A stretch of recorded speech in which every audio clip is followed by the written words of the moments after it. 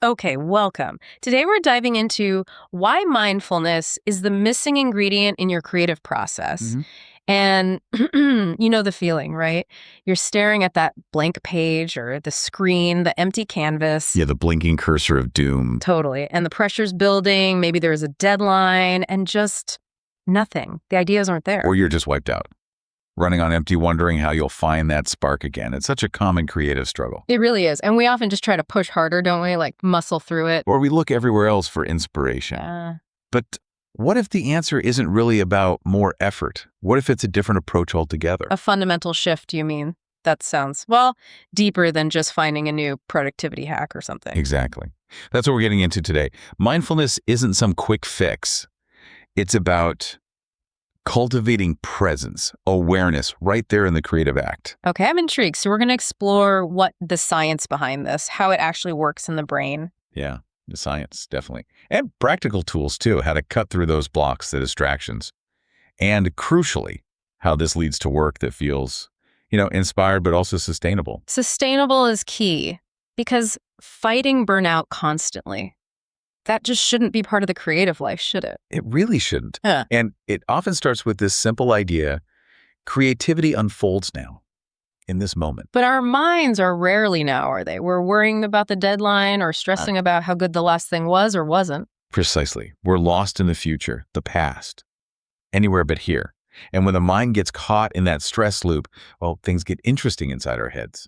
Okay, so what is happening then when we're stressed and trying to create? Well, your body releases cortisol. Think of it like static on the radio line. Okay, static. Yeah, it dampens the signals in the brain areas you need for flexible thinking, for problem solving, for making those creative leaps. It literally disrupts your creative frequency, makes it harder to have good ideas. So stress isn't just like unpleasant background noise, it's actively anti-creative. That's a great way to put it. It impairs the prefrontal cortex. That's kind of the command center for creativity. Yeah.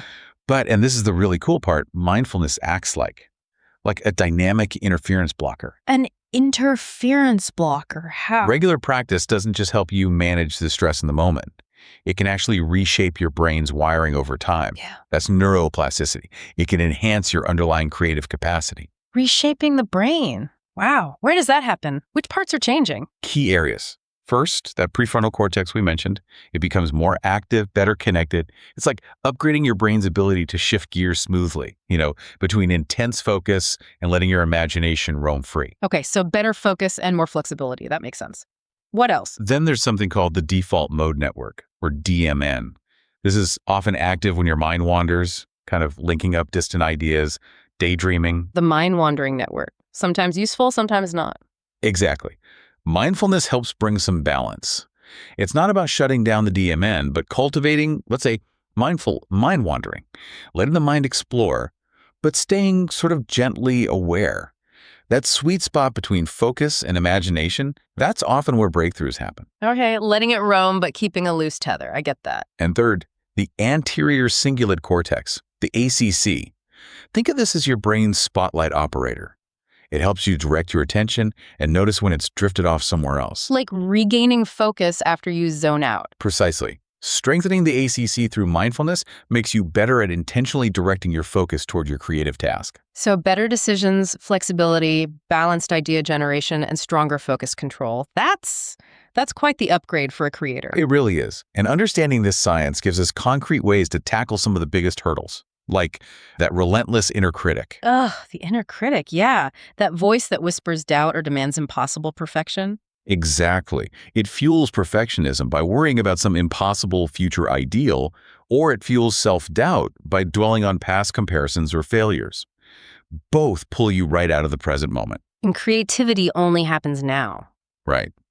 Mindfulness offers practical tools to anchor you back here, where you can actually do the work. Okay, like what can you do in the moment? Simple grounding techniques are great. Yeah. Before you even start, maybe do a quick body scan. Just notice sensations head to toe. It pulls your awareness right into your physical self here and now instead of getting tangled in thoughts about what might go wrong. Grounding in the body. Makes sense. What about the thoughts themselves, the critical ones? You could try mindful mantras. A simple phrase like creating now, or even just this moment.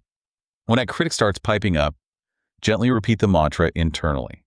It shifts your focus from the criticism to the simple act of making something right now. That feels very actionable. What if you're feeling completely overwhelmed like deer in headlights? Sensory grounding can be powerful then. The 5-4-3-2-1 technique is a good one. When you feel that overwhelm rising, deliberately notice 5 things you can see around you. Okay. Then 4 things you can physically feel, different textures. Then 3 distinct sounds you can hear. Identify 2 different smells. And finally, maybe taste one thing, sip of water, whatever. Pulls you right back into your immediate senses. Instantly. It interrupts that stress spiral. And these are things you can do right at your desk. You don't need to go off and meditate for an hour. That's important for creative work, isn't it? Quick interventions. Absolutely. Well, longer practice builds the foundation. You need tools for the moment. That's where micro practices come in. Tiny moments of awareness woven into your day. Like A threshold ritual. Simple as taking 3 conscious breaths before you open your laptop or pick up your tool. It's like a little signal to your brain. Okay, time to be present, time to create. A mini reset. I like that. And our environment, our physical space, does that play a role? Oh, huge. Your space totally affects your ability to be present and focused. Creating a space that supports mindful creativity, maybe minimizing clutter, having a few inspiring objects, even just designating a specific spot tells your brain this is where focused work happens. Little cues. Yeah, even something like having natural light if possible, or a simple object like a smooth stone on your desk can act as a reminder, a visual anchor to just come back to the present. So it's about building these little habits, these consistent moments, not necessarily forcing massive blocks of perfect concentration. Exactly that. And research shows you can see measurable brain changes in like 8 weeks of regular practice, even with relatively short sessions. It's like training any muscle. And remember, your body isn't just a taxi for your brain. Right. Noticing physical sensations while you work, the feel of the keyboard, the pressure of the pencil, the rhythm of your breathing that also anchors you and can deepen your engagement with the task itself. Okay, so we've got the science, some grounding tools. But what about, well, the modern world? The constant notifications, emails, social media pings. It feels like our focus is under constant attack. You're absolutely right. It's a massive challenge for almost everyone, especially creators. And get this, research suggests that after each interruption, it can take over 20 minutes to fully get back into that deep, focused, creative concentration. 20 minutes per interruption. That's huge. Why so long? When you switch tasks, even just for a second to glance at your phone, your brain has to kind of reconfigure. And even when you try to switch back, part of your brain is still chewing on that distraction. It's called attention residue. Attention residue, like mental clutter left over. Exactly, like hidden apps running in the background, slowing everything down, which is why multitasking is just, well, it's particularly damaging for deep creative work. Fundamentally, yeah. Think about the brain states. Distracted is scattered, high cortisol. Mindful is more coherent, calmer, lower cortisol. That difference translates directly to the quality of your ideas, surface level versus deeper insights, and better memory for connections too. And then, of course, there's flow state.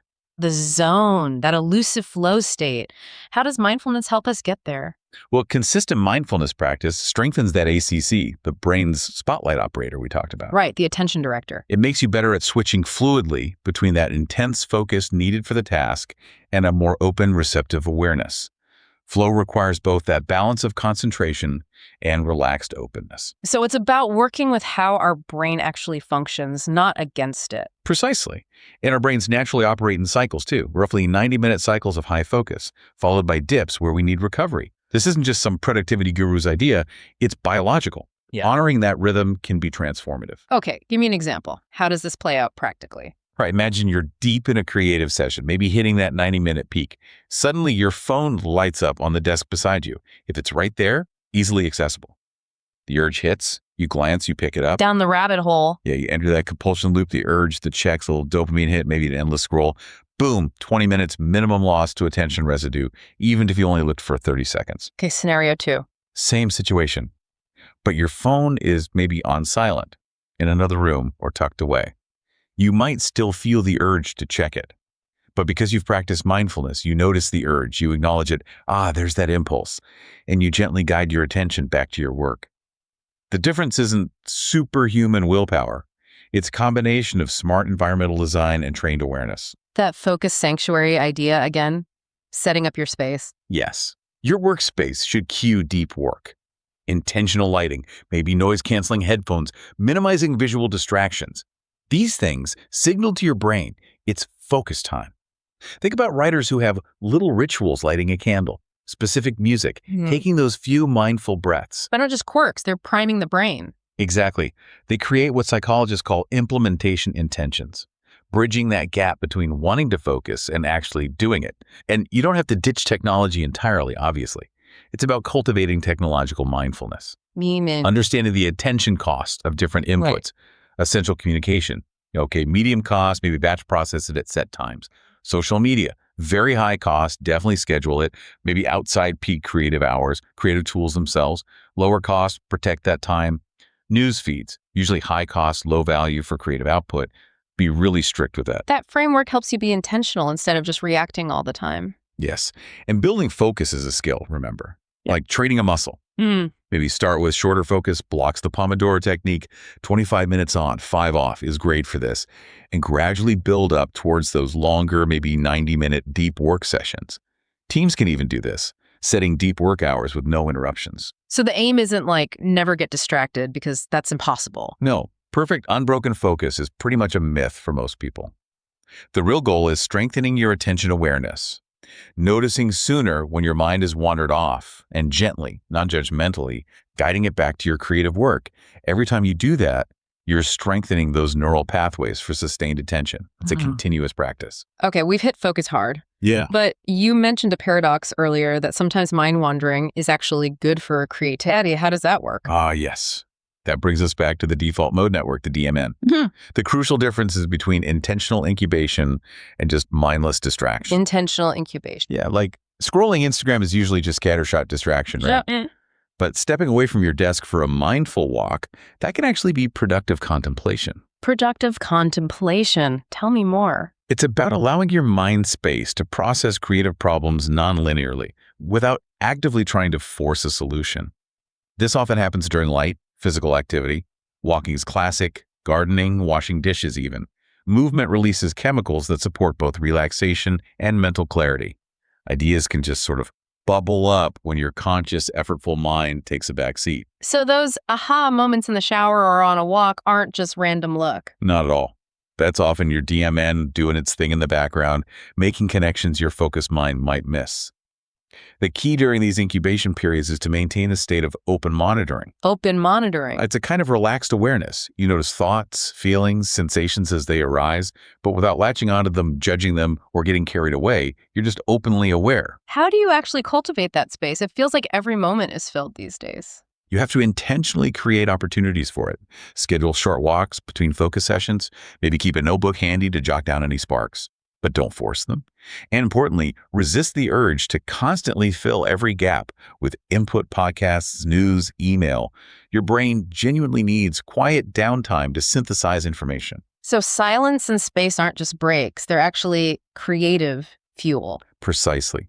You could even use something like a mindful observation journal. Briefly track when you feel most focused, what tends to trigger distractions for you, what environments feel supportive. That self-awareness becomes a powerful guide, and regular mindfulness practice in general increases your comfort with just mental spaciousness, being okay with not being constantly on. This feels really connected to tackling creative blocks, which often feel like a big, empty, stuck space. They absolutely are connected. Creative blocks often follow patterns, and mindful awareness is brilliant at illuminating those patterns. What feels like just being stuck is usually just the tip of the iceberg. An iceberg. Yeah, think of it in layers. There are the immediate symptoms, frustration, inability to start. Then underlying that are often emotional triggers, fear, self-doubt, pressure. And beneath that can be deeper belief patterns, maybe about perfectionism or not being good enough. And typical advice often just tackles the surface, right? Like just take a break or change your scenery. Which might offer temporary relief, sure, but it doesn't get to the root cause. Lasting resolution usually requires looking at all three layers through that lens of mindful awareness.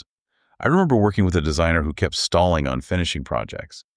Through mindful observation, she realized her perfectionism wasn't just about high standards. It was deeply rooted in a fear of criticism stemming from childhood experiences.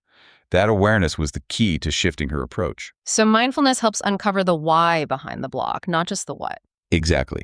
You can do a kind of mindful audit, regularly pause, maybe just for a minute, and document your state without judgment.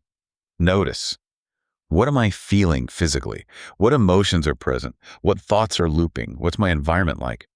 This shifts blocks from being enemies you fight to being, well, messages. Messages carrying important information, Messages about what? often about opportunities for growth or adjustments needed in your process. Is a block really about perfectionism? Or is it maybe imposter syndrome, analysis paralysis, or even just burnout disguised as a lack of ideas? Mindful observation helps you diagnose the patterns so you can respond more effectively, maybe with self-compassion or some reality testing or just taking a proper break. So instead of battling the block, you investigate it with curiosity. How do we use mindfulness in the moment when we feel that wall go up? Using targeted interventions can create space between the trigger feeling stuck and your usual reactive pattern, like frustration or giving up. The RAIN method is a really powerful framework for this. Rein in. Okay, what's that stand for? R is for recognize. Ah. Just acknowledge what's happening. Okay, I'm feeling stuck right now. Mhm. Name it without judging it or trying to immediately fix it. Just bring awareness to it. Recognize. Got it. A is for allow. Allow the experience, the stuckness, the frustration to just be there for a moment. Resistance often just makes the block feel denser. Acceptance, paradoxically, can create the space for things to shift. Allow it to be there. Right. There. Is for investigate. Gently explore the block with curiosity, not judgment. Where do you feel it in your body? What specific thoughts are coming up? What does the stuckness actually feel like? Sometimes surprising insights pop up here. Investigate with curiosity. And N. N is for nurture. Offer yourself some compassion, just like you would a friend who is struggling. Maybe some gentle self-talk. This is tough right now. Or perhaps use one of those grounding techniques we talked about. Recognize, allow, investigate, nurture, rein. That's a very concrete process to try. It is. And don't forget movement strategies. Your body holds a lot of wisdom. And sometimes physical stagnation mirrors mental stagnation. A mindful walk, some simple stretches, even just shaking out your limbs, anything that acts as a physical reset button can help shift that stuck energy. This really sounds like building long-term resilience, not just putting out fires when blocks hit. Absolutely. Okay. What you're developing is mindful self-awareness, better emotional regulation, and cognitive flexibility, that ability to shift perspective when you're challenged. It involves regular check-ins, maybe starting the day with breath work, taking brief mindful resets between tasks, a quick reflection at the end of the day. You're building a sustainable internal framework. And sometimes blocks are, well, they feel pretty deep-rooted, don't they? They certainly can be. Working with persistent blocks might involve exploring those deeper, perhaps unconscious patterns. Practices like mindful journaling, where you just write freely about the feeling of resistance, or even just sitting quietly with the feeling, allowing it space, can sometimes surface surprising insights.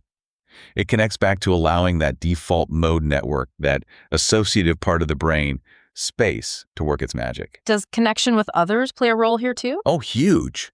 Mindful creativity often thrives in community. Connecting with other creators, sharing experiences honestly, maybe even forming mindful feedback circles where critique is given and received with awareness. All of this helps maintain momentum and offers fresh perspectives when you feel stuck in your own head. So using these tools consistently, blocks start to feel less like walls and more like signposts. Exactly. They become catalysts for deeper understanding, opportunities to refine your process and expand your creative capacity. It becomes a path that spirals deeper into possibility rather than a constant battle. Which brings us to that other huge challenge, burnout. How do we keep the inspiration flowing without just running ourselves into the ground? Think of your creative energy less like a bank account you just keep drawing from, and more like a garden. It needs tending, cultivation, rest periods. How you manage your energy directly impacts your ability to create sustainably over the long haul. A garden needs care, not just constant harvesting. I like that. Exactly. And mindfulness directly helps here because many practices actively engage your body's rest and digest system, the parasympathetic nervous system. This lowers cortisol, counteracts the stress response, and allows your physical and mental resources to actually replenish. It's biological energy renewal. So those mindful moments, those breaks, aren't just nice to haves. They're biologically essential for sustained creativity. They absolutely are. Understanding your personal energy matrix is also key. When are your peak flow states for the really complex, demanding creative work? When are you in more of a steady state, good for refining or editing? When do you hit those low tides, maybe better for planning or admin? And when are you truly depleted and just need a full stop, a real reset? Matching your tasks to your natural energy rhythm is crucial. Blocks could even be a signal that your energy is misaligned with the task at hand. Often, applying that RAIN method to your energy levels can be insightful. Recognize you feel drained. Allow the feeling. Investigate. Is this just a temporary dip, or am I trying to force demanding work when I'm actually in a low energy phase? Then nurture, maybe take that break, switch to a lower energy task. Designing a sustainable creative architecture, as you put it, sounds like it involves more than just managing a calendar. It's really about creating an ecosystem where your time, your physical space, and your energy work together harmoniously. Identify your peak creative hours, your prime time, and fiercely protect them for your most important demanding work. Practice energy banking, proactively investing in recovery before you hit empty. A short mindful walk after a focus session, a brief meditation between projects, ensuring you get enough sleep. And thinking beyond just the day-to-day schedule. Absolutely. Consider things like wavelength weeks that respect your natural cycles, maybe designating certain days for deep solo work, others for collaboration, others for planning or admin, even thinking seasonally tackling major new projects when your energy feels naturally higher, using quieter seasons for reflection or skill building. It's about treating energy management with the same seriousness we often give to time management. In this hyper-connected world, though, boundaries seem absolutely essential for protecting that energy. Critical. Utterly critical. Beyond the focus tools we discussed, protective boundaries are what shield your energy reserves from the constant drain of notifications and the anxiety of feeling like you must always be available. This means setting external limits, saying no sometimes, managing communication expectations, but also internal boundaries with your work. How do digital boundaries specifically help with energy? It's not about total abstinence usually, but structured engagement. Designate specific times for checking email or social media. Maybe use app timers or blockers. Have device-free periods, especially during your peak creative hours or before bed. Create a digital sunset. And emotional boundaries, that sounds important too. Yes, these protect your energy from getting depleted by things like criticism, comparison, or setbacks. They help you maintain perspective and not take things quite so personally. This builds on self-compassion work, creating a little psychological space between your core identity and the work you produce, so you're not completely flattened by every external reaction. It sounds like managing FOMO, that fear of missing out, is a big piece of this boundary setting. It really is. FOMO is powerful. It can pull you towards exciting opportunities, absolutely, but it can also scatter your focus, drain your energy on too many things, and dilute your core creative work. The goal isn't to eliminate FOMO entirely. That's probably impossible, but to develop a healthy relationship with it. Maybe even embrace JOMO. JOMO, the joy of missing out. I like that reframe. It's about recognizing when FOMO is the primary driver of a decision, making intentional choices aligned with your deeper values and energy levels, setting clear boundaries on commitments, and consciously shifting from a scarcity mindset, oh no, I'm missing out on that, to more of an abundance mindset. I have what I need right here, right now, to focus on this important work. Okay, so managing energy, setting boundaries. How do you really build creative vitality for the long haul, like over a whole career? It's about building systems for ongoing renewal, creating a self-sustaining creative ecosystem for yourself. Yeah. Developing what you might call adaptive resilience, the ability to maintain inspired work even through the inevitable ups and downs, challenges, and changes life throws at you. Adaptive resilience. How does mindfulness foster that? By using mindful energy tracking, you get better at spotting depletion patterns before you crash and burn. You can plan for strategic recovery, choosing activities that genuinely replenish your specific creative energy, not just distract you. This might mean physical rest, like prioritizing sleep, but also mental rest periods where you allow ideas to integrate without forcing them, and even creative rest, engaging in activities that inspire you purely for joy without any pressure to produce output. And does community come back into play here for long-term sustainability? Fundamentally, mindful collaboration, finding creative partners or groups who understand and practice these principles of sustainability, building robust support systems. It enhances not only the creativity itself, but also the ability to keep going year after year without burning out. So it seems like by weaving mindfulness into every layer, understanding the brain science, managing the inner critic, navigating distractions, tending to creative blocks, cultivating sustainable energy, you really build this incredibly solid foundation. It absolutely transforms your whole relationship with the creative process. It shifts from feeling like a constant battle or something you have to wrestle into submission into more of, well, a dance. That perceived boundary between you, the creator, and the creation itself starts to soften, especially in those moments of deep presence. You begin to tap into that intuitive knowing that guides the best work. The self-criticism starts to quiet down. Yes, because your attention is trained more on the actual act of creation, the process itself, rather than looping on judgments about the outcome. Creative blocks transform too, from feeling like insurmountable walls to more like interesting puzzles or navigational signals, each offering a lesson about yourself or your process if you approach it with awareness. And this isn't just a switch you flip, right? It's a journey. It has stages. Definitely. Think of it like a spiral path, deepening over time. You might start using mindfulness reactively just to manage stress or get through a block. Then you move towards applying it more strategically, preventatively, building those focus muscles and energy reserves. Eventually, for many, it becomes less of a technique you apply and more just your natural mode of being while you're creating. That's practice maturity. And you mentioned creative sovereignty. What's that about? That's reaching a place of unwavering trust in your own creative intuition and inner guidance, while also having the mindful discernment to engage wisely with external input like feedback or market demands. It's not about becoming isolated, but about engaging from a grounded, centered place. There's inner sovereignty, really trusting your unique voice. Relational sovereignty, maintaining integrity in collaborations. And maybe even market sovereignty, navigating commercial realities without losing your core creative essence. It's like the full integration of the practice and your purpose. Exactly. The artificial separation between meditation time over here and creative time over there starts to dissolve. Every moment holds the potential for mindful creation. Your decision-making becomes guided more by deep awareness than by knee-jerk reactions or fear. You start experiencing embodied creativity, really recognizing your body not just as a tool carrier, but as an integral part of the process, reading its subtle signals about direction, energy, or resonance. Like a sculptor feeling the resistance in the clay, or a musician feeling the vibration, or a writer sensing the right rhythm in a sentence. Precisely that. The body becomes part of your navigational system, and developing rhythmic awareness, learning to dance with your natural creative cycles, balancing the need for linear planning with the wisdom of your cyclical energy ebbs and flows. And ultimately, this practice, this way of being, informs your legacy. Yeah, not just in the finished artifacts you create, but in how you create them.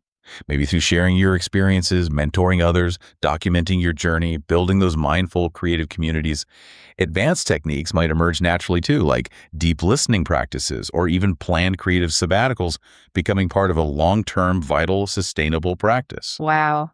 It really is a path that just keeps unfolding with you. Yes, opening into deeper dimensions of both the practice and the creative possibilities throughout your life. So, wrapping this up, what does this all mean for you, our listener, listening right now? We've covered a lot: the science, the tools, handling distractions, blocks, burnout. Well, I think it means you have access to a really powerful internal way to navigate the often choppy waters of the creative path.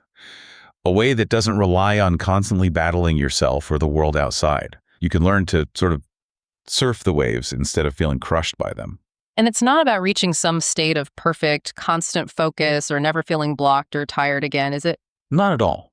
It's really about consistent practice. It's about the willingness to return again and again to the present moment, even just for a breath.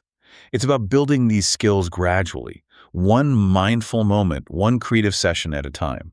This deep dive today, it's really just pointing towards the start of that path for you, a path of ongoing refinement, discovery, and growth within your own unique creative journey. And maybe, just maybe, the most important thing you'll ever create isn't the finished piece, the painting, the song, the business plan, but the mindful, resilient, and aware creator you become along the way. Something to ponder as you approach your next creative moment.